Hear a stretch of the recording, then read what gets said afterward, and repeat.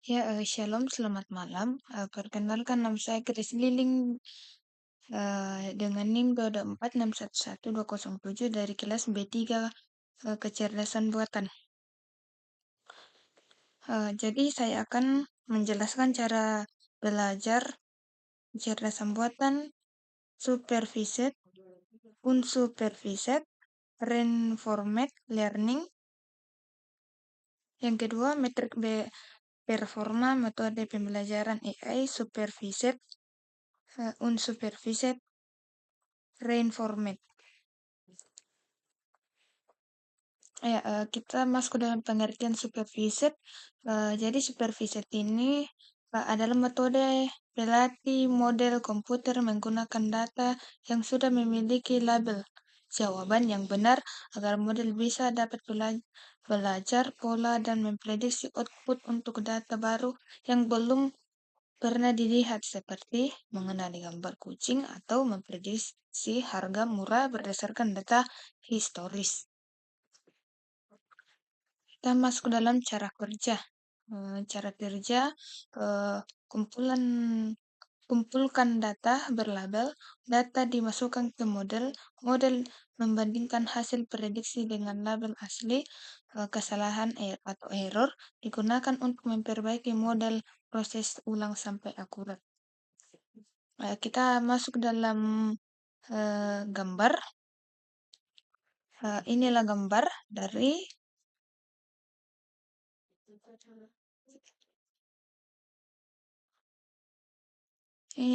dari supervised. Kita masuk dalam implementasi dunia nyata. Deteksi spam email, prediksi penyakit berdasarkan data medis, kredit macet, pengenalan wajah, prediksi harga rumah atau barang. Kita masuk dalam pengertian unsupervised. Supervised ini di mana merujuk pada jenis machine learning, pembelajaran mesin, di mana algoritma belajar dari data yang tidak berlabel untuk menemukan pola, struktur, atau hubungan tersembunyi secara mandiri tanpa panduan atau instruksi manusia yang eksplisit. Tujuannya adalah eksplorasi untuk mengelompokkan clustering data berupa atau mengidentifikasi pola association seperti rekomendasi produk atau segmentasi pelanggan. Yang berikut cara kerja. Masukkan data tanpa label. Model menganalisis kemiripan data. Data dikelompokkan berdasarkan pola tertentu. Inilah gambar dari unsupervised.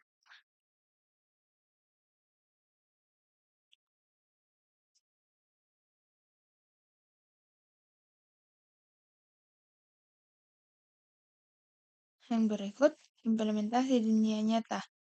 Yang pertama, segmentasi pelanggan, analisis perilaku pengguna, deteksi anomali atau penipuan, mengelompokkan data genetik, kompresi gambar.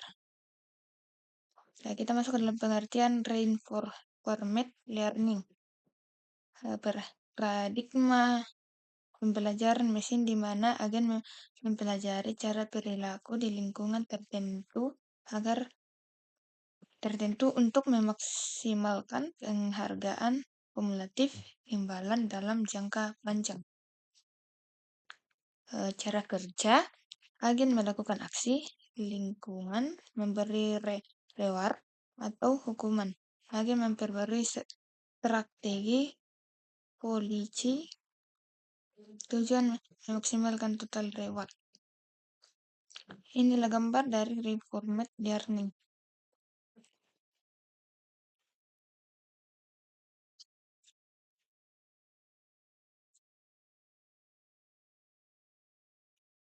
Kita masuk dalam implementasi dunia nyata. Game AI, AlphaGo, game robot, robotika, mobil tanpa pengemudi, trading saham otomatis, yang terakhir sistem rekomendasi adaptif. Ya, kita masuk ke dalam asuransi atau akurasi. Proporsi total instance simple data yang diprediksi dengan benar oleh model. Akurasi paling berguna ketika alas target seimbang, jumlah sampel di setiap kelas kurang lebih sama. Yang berikut presisi, pro, pro, pro, pro, pro,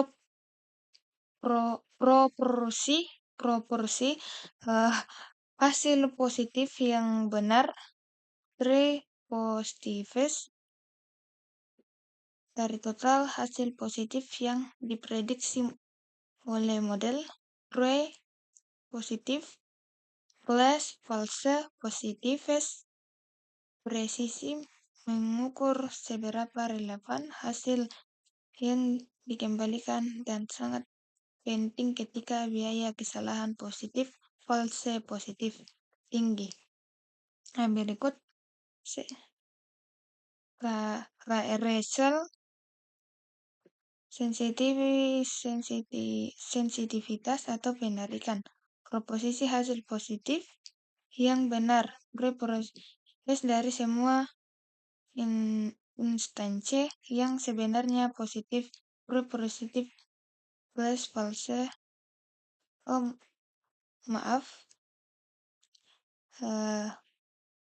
Russell menukar kemampuan model untuk menemukan semua sampel dari kelas positif dan penting ketika biaya kesalahan negatif, false negatif tinggi. Kita masuk dalam unsupervised learning.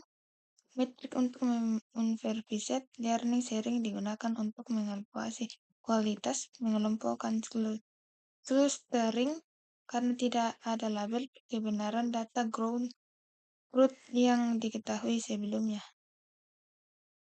Still hold the search metrik yang mengukur seberapa mirip sebuah objek dengan clusternya sendiri, kohesi dibandingkan dengan cluster tetangga terdekatnya, separasi nilai skor berkisar antara -1 hingga ke +1, nilai yang mendekati +1 menunjukkan bahwa objek sangat cocok dengan clusternya dan jauh dari cluster lainnya.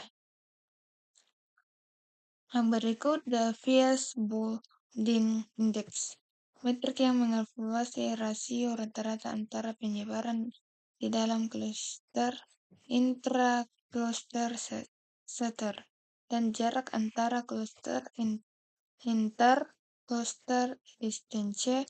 Nilai indeks yang lebih rendah menunjukkan pemisahan cluster baik dan cluster yang lebih padat. Yang berikut reinforcement learning. Metrik untuk reinforcement learning digunakan untuk mengukur beberapa baik agen mencapai tujuannya dalam suatu lingkungan melalui interaksi dan umpan balik. Jumlah kumulatif reward imbalan kumulatif total imbalan reward yang diterima oleh agen selama episode atau periode waktu tertentu. Tujuannya utama agen dalam RL adalah memaksimalkan imbalan kumulatif jaringan panjang. Yang terakhir, average reward, imbalan rata-rata imbalan yang diterima per langkah waktu atau per episode. Metrik ini sering digunakan dalam skenario di mana tugas agen berlangsung terus-menerus, continuous tasks tanpa akhir yang jelas, infinite horizon untuk menukar kinerja agen stabil. Sekian dari saya. Jika ada kesalahan, Mohon dimaafkan.